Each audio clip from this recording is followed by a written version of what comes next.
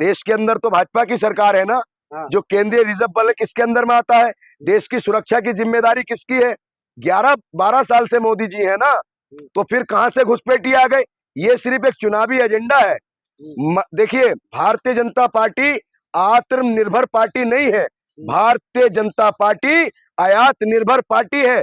चाहे शुभेंदु अधिकारी को आयात कर लाए हो, उसके पीछे सीबीआई, ईडी और तमाम भ्रष्टाचार के आरोप, चाहे हेमंता बिस्वा शर्मा हो, चाहे माणिक शाह हो, चाहे बिहार के जो मुख्यमंत्री हैं सम्राट चौधरी। तो जो भारतीय जनता पार्टी आत्मनिर्भर की बात करती है, भारतीय जनता पार्टी आत्मनिर्भर पार्टी नहीं बल्कि आयात निर्भर पार्टी हो गई है, जो दूसरे नेताओं को आयात करके लाती है। और जो ज्यादा नफरत फैलाएगा, जो मुसलमानों के खिलाफ टारगेट करेगा, जो मुसलमानों के खिलाफ जहर उगलेगा, उसको बड़ी कुर्सी मिलेगी और पार्टी में एक बड़ा रुतबा मिलेगा। सर भरोसा क्यों नहीं? चुनाव आयोग पर सर भरोसा इसलिए नहीं है कि असम के मुख्यमंत्री कहते हैं कि जो चुनाव गणेश कुमार जी हैं उनको भारत रत्न दो। गणेश कुमार जी पर पिछले काफी समय से कितने आरोप लग रहे हैं? कई राज्यों के चुनाव हुए, केंद्र 2024 का चुनाव हो गया, तो राहुल गांधी जो देश के विपक्ष के नेता हैं, उन्होंने एक नारा दिया था कि वोट चोर गद्दी छोड़। तो वोट चोरी के जो उन्होंने सबूत दिखाए वो किसी हद तक ठीक है, लेकिन गणेश कुमार पर जो आरोप लग रहे हैं, जो चुनाव आयोग पर लोग सवाल उठा रहे हैं, जो विपक्ष की पार्टियां सवाल उठा रही हैं, कहीं ना कहीं चुनाव आयोग इस पर जवाब देने से बच रहा है। तो इसलिए चुनाव आयोग की जो भारतीय जनता पार्टी पर मेहरबानी है, प्रधानमंत्री जी पर मेहरबानी है, ये साठगांठ हुई है चुनाव आयोग में और भारतीय जनता पार्टी में साठगांठ है। देखिए, हम सरकारी जो संस्थाएं हैं उनमें सब पर विश्वास है, लेकिन जो उन संस्थाओं में लोग हैं, जैसे सीबीआई, ईडी में कुछ लोगों पर जो विपक्ष के नेता प्रेशर डाला गया, उनको जेलों में भी डाला गया, तो कहीं ना कहीं जो चुनाव आयोग पर सवाल उठ रहे हैं उस पर चुनाव आयोग को जवाब देना चाहिए, सफाई देनी चाहिए। आरोप चुनाव आयोग पर लगेगा, लेकिन उसका डिफेंस कौन करता हुआ नजर आता है? देश की गोदी मीडिया और देश की भारतीय जनता पार्टी के नेता। अंतर्राष्ट्रीय कोर्ट जाने की बात कर रही है ममता बनर्जी, उससे क्या हो जाएगा? नहीं, जाना चाहिए सर। वो कहते हैं ना, अगर कोई बात गांव का सरपंच नहीं सुनेगा तो हम विधायक जी के पास जाएंगे, विधायक जी नहीं सुनेंगे तो एमपी जी के पास जाएंगे, एमपी नहीं सुनेंगे तो मुख्यमंत्री के पास जाएंगे।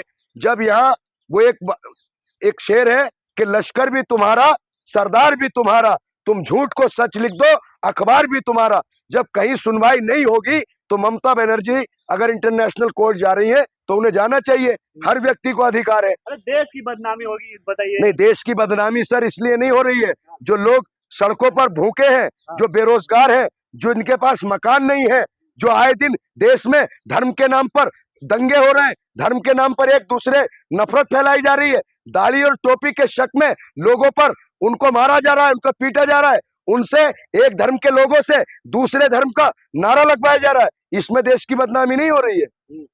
ये बताइए, जो एक आदिवासी व्यक्ति 20,000 रुपए के लिए अपनी बहन का शव निकालकर लेकर आता है बैंक में, इसमें देश की बदनामी नहीं है? किसानों पर लाठियां भांजी जाती हैं, युवाओं पर लाठियां भांजी जाती हैं, जो अपने रोजगार के हक के लिए लोग लड़ रहे हैं उनको जेलों में डाला जा रहा है, इसमें देश की बदनामी नहीं है? अरे विपक्ष को रास नहीं आ रहा है, अगर बीजेपी जीत रही है, अपने मेहनत के बदौलत जीत रही है। नहीं, बीजेपी मेहनत के बल पे जीत रही है। तो तमिलनाडु में क्यों नहीं जीती मेहनत के बल पर? केरला में क्यों नहीं जीती? ये बताइए ना, तेलंगाना में क्यों नहीं जीती? बीजेपी मेहनत के बल पर नहीं जीत रही है, बीजेपी चुनाव आयोग की मेहरबानी से और धर्म का जो जहर जो 2014 के बाद भारतीय जनता पार्टी के नेता और उनके संबंधित संगठन के लोग जो नफरत दिन रात फैला रहे हैं, उस कारण भारतीय जनता पार्टी जीत रही है। आपको लगता है कि जनादेश की लूट हुई है? जनादेश की लूट हुई है। जो ममता बनर्जी ने कहा कि 100 सीटों को लूटा गया है और मैं इस्तीफा नहीं दूंगी, लेकिन देखिए देश संवैधानिक है, उन्होंने असंवैधानिक बात कही लेकिन इस्तीफा तो दिया ना। तो संविधान को मानने वाले लोग हैं। अभिषेक बनर्जी ने क्या कहा कि हमें ईवीएम पर वो नहीं, ईवीएम बदली गई है, ईवीएम बदली गई है। अगर वो कह रहे हैं कि चुनाव आयोग की जो सीसीटीवी फुटेज है जो काउंटिंग की और पोलिंग की उसको सार्वजनिक करे, हमको सीसीटीवी फुटेज दे, दूध का दूध पानी का पानी होगा।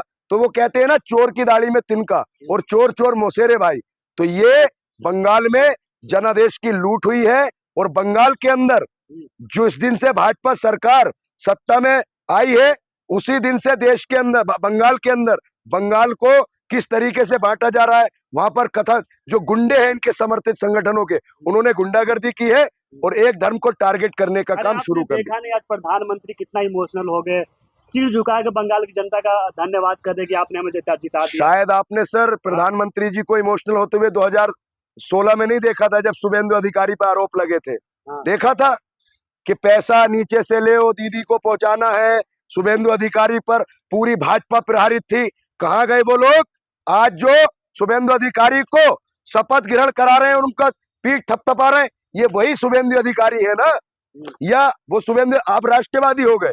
भाजपा की जो वॉशिंग मशीन थी, जो राघव चड्डा कहते थे इधर से भ्रष्टाचारी डालो, इधर से राष्ट्रवादी निकालो, तो राघव चड्डा भी अब राष्ट्रवादी हो गए। और जो शुभेंदु अधिकारी ममता बनर्जी की पार्टी में रहकर सबसे बड़ा भ्रष्टाचारी था, दंगाई था, तमाम तरह का रिश्वतखोर था, तमाम तरह के उस पर आरोप थे, आज वो भारतीय जनता पार्टी में आकर मुसलमानों के खिलाफ राजनीति कर कर, मुसलमानों को बुरा भला कहकर, तमाम तरीके की बातें कर कर आज वो देश का सबसे बड़ी राष्ट्रवादी पार्टी का बंगाल का मुख्यमंत्री बना है। और मेरे देश के प्रधानमंत्री आज उसके शपथ ग्रहण समारोह में है। इससे यह अंदाजा लगाया जा सकता है कि भारतीय जनता पार्टी की मानसिकता कैसी है। भारतीय जनता पार्टी किसी विचारधारा की राजनीति नहीं करती, सिर्फ और सिर्फ कुर्सी की राजनीति करती है। भारतीय जनता पार्टी अपने आप को राष्ट्रवादी पार्टी कहती है। दूसरी तरफ आपने देख लिया कि पीडीपी से भी भाजपा ने गठबंधन कर लिया किया। पहले आपको याद दिला दूं कि शुभेंदु अधिकारी जो बंगाल के नए मुख्यमंत्री बने हैं, उनका पुराना वीडियो वायरल हो रहा है। तो मोदी जी क्या कह रहे हैं, एक शेर के माध्यम से सुनिए कि वो शेर ये है कि लहजे में बदजुबानी चेहरे पर नकाब रखते हैं, लहजे में बदजुबानी चेहरे पर नकाब रखते हैं, जिनके खुद के बही खाते बिगड़े हो वो दूसरों का हिसाब रखते हैं। साल 2016 में नरेंद्र मोदी जी क्या कह रहे थे कि पैसा कैसे ले रहे थे कैमरे के सामने।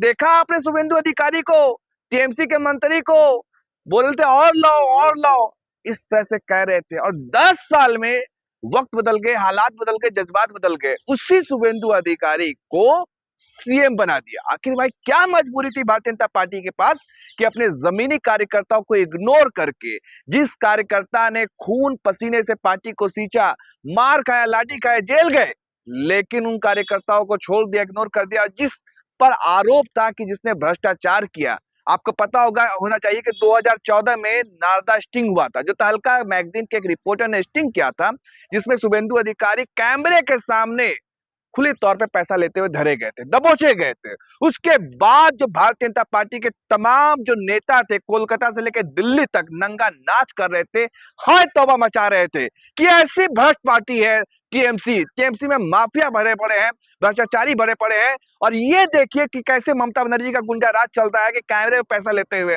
पूरे कोलकाता से लेकर के दिल्ली तक में जबरदस्त हंगामा मचा। पूरी गोदी मीडिया ने कोहराम मचाया, संग्राम मचाया कि ऐसे भ्रष्टाचारी को पार्टी में रखेंगे। और क्या होता है, दिसंबर 2020 में शुभेंदु अधिकारी पाला बदलते हैं। सिर्फ 6 साल पहले, जी हाँ 6 साल पहले पाला बदलते हैं, यानी वॉशिंग मशीन में डुबकी लगाते हैं और फुल्ली धुल करके पाक साफ होकर के निकलते हैं। और भाई साहब सोचिए कि 6 साल में उसी शुभेंदु अधिकारी को, जिसको अमित शाह से लेकर के तमाम भारतीय जनता पार्टी के नेता, मोदी जी क्या नहीं कह रहे थे, कैसे शब्दों से नवाज रहे थे, उससे ही सीएम की कुर्सी बना दिया, वो भी उस बंगाल में। सोचिए भारतीय जनता पार्टी जिस शख्स की विचारधारा पे चलती है, श्यामा प्रसाद मुखर्जी, आपको पता होगा श्यामा प्रसाद मुखर्जी जिन्होंने जनसंघ की स्थापना की थी 1991 में, उसी श्यामा प्रसाद मुखर्जी के जनसंघ की जो विचारधारा है वो भारतीय जनता पार्टी में शिफ्ट हो गई। और एक सेकंड रुकिए, प्लीज लेट मी कंप्लीट। और जो भारतीय जनता पार्टी की विचारधारा श्यामा प्रसाद मुखर्जी कहा कहते हैं, बंगाल कहते हैं। और बंगाल के पहले भारतीय जनता पार्टी के जो मुख्यमंत्री बने वो कौन बने? मोदी जी के शब्दों में कहे तो भ्रष्ट और करप्ट शुभेंदु अधिकारी को बने। तो आप पूछिए, अब ये जो ज्वालामुखी है वो फूटेगा, आज नहीं कल नहीं परसों ये फूटेगा, क्योंकि जो जिस जमीनी कार्यकर्ता थे भारतीय जनता पार्टी के, जिन्होंने गोलियां खाई, जिन्होंने लाठियां खाई, जिन्होंने खून पसीने दिए अपने पार्टी के लिए, उसको इग्नोर कर दिया और बनाया किसे? शुभेंदु अधिकारी को। शुभेंदु अधिकारी ममता बनर्जी और टीएमसी को छठी का दूध भी याद दिला दिया। अरे भाई साहब, तो आपको लगता है ये जनादेश है? ये ज्ञानादेश है। क्या है ये? जनादेश नहीं, ज्ञानादेश है। किसका? अब ज्ञानेश कुमार की कृपा हो तो कोई बन जाएगा। भाई साहब क्या ऐसी आखिर क्या कौन सा ऐसा लॉजिक है और क्या ऐसा भारतीय जनता पार्टी में कौन सा ऐसा सुरखाप का पर लगा हुआ है बीजेपी के अंदर कि महाराष्ट्र में 90% सीटें जीत जाते हैं, बिहार में जीत जाते हैं 90% और यहाँ 2/3 मेजोरिटी ले आते हैं बंगाल में। आखिर ऐसा क्या है भाई भारतीय जनता पार्टी के अंदर? हिंदू मुसलमान के अलावा कुछ है क्या? नफरत के अलावा कुछ है क्या? है क्या? है तो बस घुसपैठिया। महाराष्ट्र में गए तो घुसपैठिया, दिल्ली में आए तो घुसपैठिया, बिहार में गए तो घुसपैठिया, और बंगाल में गए तो घुसपैठिया, हर जगह घुसपैठिया। हिंदू मुसलमान आखिर कब तक? जनता भी समझ रही। क्या 2 करोड़ रोजगार दिया? क्या 15 लाख रुपए आए? क्या 100 स्मार्ट सिटी बनी? नहीं, कुछ नहीं हुआ। अरे सोचिए ना, अगर इतना ही इन्होंने अच्छा काम किया होता, अगर इतना ही ये हिंदू हृदय सम्राट पार्टी थी, अयोध्या फिर क्यों हार गए थे? आपको नहीं लगता कि ये जनादेश नहीं ज्ञानादेश है? और जिस तरीके से आप वो ट्वीट आपने देखा होगा, जब बंगाल में सुनिए, जब बंगाल में चुनाव आयोग ने चुनाव की घोषणा की थी तो आपने ट्वीट पढ़ा था चुनाव आयोग का? कैसा ट्वीट था कि टीएमसी को 2 टूक, अब बंगाल में हिंसा मुक्त, भय मुक्त, डर मुक्त चुनाव होगा। ये चुनाव आयोग की भाषा थी। अरे भाई 92 लाख वोट काट दिए। सोचिए, लोकतंत्र में सबसे बड़ा अधिकार किसी जनता का जो होता है वो होता है मतदान का। किसका होता है? वोट देने का। वो छीन लिया गया 92 लाख का घुसपैठिया बता करके। और उसके बाद जो 27 लाख जो सामने आए, जो दस्तावेज लेकर के सामने आए, दिखाए कि भाई मैं जिंदा हूं, मेरा नाम करो वापस। मैं क्यों बोलूंगा? वो तो मोदी जी खुद कहे थे कि करप्ट है, भ्रष्ट है। अमित शाह कह रहे थे। अभी देख लीजिए, उनका वीडियो देख लीजिए, जो पुराना वीडियो चल रहा है, वीडियो पूरा लीक हो चुका है, ट्विटर से भरा पड़ा हुआ है, वायरल हो रहा है पूरी तरीके से। तो क्या ये आखिर कैसी वॉशिंग मशीन है भाई? ये कैसी विचारधारा है कि जिसको आप चोर कहते थे, भ्रष्टाचारी कहते थे, जिसके लिए आपने हाथ तो मचाया, दिल्ली से लेकर पूरी कोलकाता तक में नंगा नाच किया। आखिर क्या मजबूरी थी? क्या सरकार के पर लगे हुए थे भारतीय जनता पार्टी के? शपथ समारोह में सर पिक्चर नहीं देखा आपने? तस्वीरें एक से बढ़कर एक धुरंधर आए हुए थे। अरे भाई, तो वो उनका भी कलेजा फट रहा होगा, रो रहे होंगे कि हम लोगों ने पार्टी को सींचा, हम लोगों ने पार्टी को यहाँ तक पहुंचाया। अब सोचिए दिलीप घोष के बारे में, जिन्होंने पार्टी को जो है, जो पार्टी को कहां से 3 सीट से 78 सीट पे पहुंचाया, उसको कुछ नहीं मिला, मंत्री बना करके शांत कर दिया गया। और जो दूसरी पार्टी दूसरे दल से आए, दल बदलू थे, जो पलटी मार करके आए, उनको मिल गया। तो ये तो भारतीय जनता पार्टी के अंदर आज हो कल हो ज्वालामुखी फटेगा और कोहराम आएगा। वक्त का इंतजार कीजिए। रोते पड़ गए, रोने लगे शुभेंदु अधिकारी मंच पर। तो भाई तो बोल रोएंगे ना कि आपकी वजह से हम पार्टी में पलटी मारे और आपकी वजह से आज मुख्यमंत्री बन गए। मैं क्या ऐसा था विशेषता? आप सोचिए कि दीदी अपना गढ़ हार जाती है, भवानीपुर हार जाती है, आप हुमायूं कबीर दोनों सीट जीत जाता है। जिस हुमायूं कबीर को लात मार के लोग भगा रहे थे, जो मुसलमान वोट नहीं दे रहे थे, 1000 करोड़ का जिसका स्टिंग वायरल हुआ, ऑपरेशन हुआ, और वो शुभेंदु अधिकारी दोनों सीटें जीत जाते हैं। सोचिए। ममता बनर्जी जेल जा रही है सर, अभिषेक बनर्जी जेल जा रहे हैं। तो भाई अब जेल जाएंगे ये लोग, भ्रष्ट लोग। तो वो तो जेल भेज रहे थे अजीत पवार को भी, चक्की पिसिंग, अजीत दादा चक्की पिसिंग। खैर वो तो अब इस दुनिया में नहीं रहे, लेकिन फिर भी मैं एक एग्जांपल दे रहा हूँ। वो कहे थे ना कि अजीत दादा चक्की पिसिंग 60,000 करोड़ का घोटाला किया, वो कहाँ थे? उन्हीं के साथ सरकार बना रहे थे। फिर वो हेमंता बिस्वा शर्मा, आपको पता है, दो चार नाम गिनिए, देखिए आप भारतीय जनता पार्टी के अंदर खेल का। शुभेंदु अधिकारी किस में थे? टीएमसी में थे, मंत्री थे। उनका शारदा स्टिंग ऑपरेशन में नाम आया, कैंप बाजाफ्ता वीडियो है, जिसको खुद भारतीय जनता पार्टी ने चलाया, दिखाया, और तमाम भारतीय जनता पार्टी के लोगों ने हाय तौबा मचाया। वो कहाँ गए 2020 में? टीएमसी से बीजेपी में गए, और 6 साल में, सिर्फ 6 सालों में कहाँ है? बीजेपी के सबसे बड़े पद पर बैठ गए, मुख्यमंत्री बन गए बंगाल के। हेमंता बिस्वा शर्मा, उनका भी नाम था शारदा चिटफंड घोटाले में, और अमित शाह ने बुकलेट निकाला था। जी हाँ, तब अमित शाह वहां के मतलब बीजेपी के जो है राष्ट्रीय अध्यक्ष, उन्होंने बुकलेट निकाला था कि ये इतने भ्रष्ट है। अब जैसे ही पलटी मारी है हेमंता बिस्वा शर्मा ने 2015 में, अब कांग्रेस छोड़ करके भारतीय जनता पार्टी में शामिल होते हैं, 2021 में सीएम बन जाते हैं, सीएम की कुर्सी पे काबिज हो जाते हैं। अब सम्राट चौधरी देखिए, बिहार के मुख्यमंत्री बने हैं। पहले किसमें थे? आरजेडी में थे। इनके पिता कहाँ थे? इनके भी पिता कहाँ थे? आरजेडी के टिकट पे चुनाव लड़ चुके थे, मंत्री रहे थे, और खुद सम्राट चौधरी आरजेडी के टिकट पे विधायक बने थे। और इनके पिता ने तो ये तक कहा था कि भागलपुर की धरती पे नरेंद्र मोदी को गाड़ देंगे। शकुनी चौधरी जी, जिंदा गाड़ देंगे, ये कहा था नरेंद्र मोदी के लिए। फिर वो आरजेडी से जेडीयू में आते हैं, और जेडीयू से बीजेपी में जाते हैं, और देखिए 7 सालों में ही मुख्यमंत्री बना दिया था उनको। बड़े बड़े दिग्गज और कद्दावर नेता भारतीय जनता पार्टी के मुंह देखते रहते हैं, चाहे वो संजय जायसवाल हो, मंगल पांडे हो, शहनवाज हुसैन हो, तमाम जो लोग, रविशंकर प्रसाद हो, तमाम लोग, गिरिराज सिंह हो, तमाम लोग देखते रह जाते हैं। और दूसरी पार्टी से आकर के दल बदल करके। चुनाव रद्द की मांग क्यों कर रहे थे बंगाल में आप लोग? हाँ भाई, ममता बनर्जी को शर्म है या नहीं है क्या? आप पच नहीं रहा था क्या? उन्होंने ममता बनर्जी ने दो टूक कहा कि हम हारे नहीं है, जबरन हराया गया है।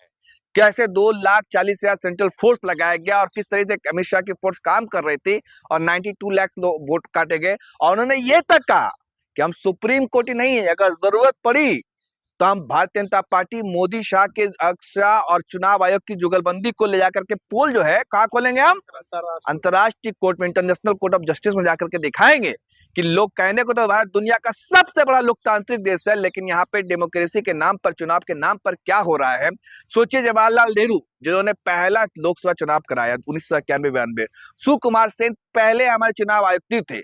अब जब उस वक्त जब चुनाव हुआ था, पहला लोकसभा का चुनाव हुआ था, उस वक्त 18 करोड़ वोटर थे, जिसमें 85% जो वोटर थे 18 करोड़ में, वो अनपढ़ थे, ना जिन्हें बोलना आता था ना लिखना आता था। लेकिन फिर उन्होंने लोकतंत्र कायम किया कि लोकतंत्र प्रक्रिया अगर वो चाहते तो क्या आज नरेंद्र मोदी एक चाय वाला देश का प्रधानमंत्री बन सकता? ये कांग्रेस की ही देन थी, जिन्होंने कहा कि लोकतंत्र फले फूले, जनता को अगर नहीं पसंद तो ठीक है, बीजेपी पसंद है, लेकिन आप क्या कर रहे, तमाम जो सरकारी संस्थाएं हैं, एजेंसियां हैं, केंद्र एजेंसियां, चाहे ईडी हो, सीबीआई हो या फिर इसका चुनाव आयोग, तमाम का किस तरह से दुरुपयोग किया जा रहा है। पहले छापे मारो, धरो, दबोचो, उसके बाद पार्टी में शामिल कराओ, चोर चोर कहो, फिर पार्टी में शामिल करा करके वॉशिंग मशीन धुल दो, अब पाक साफ हो जाता है।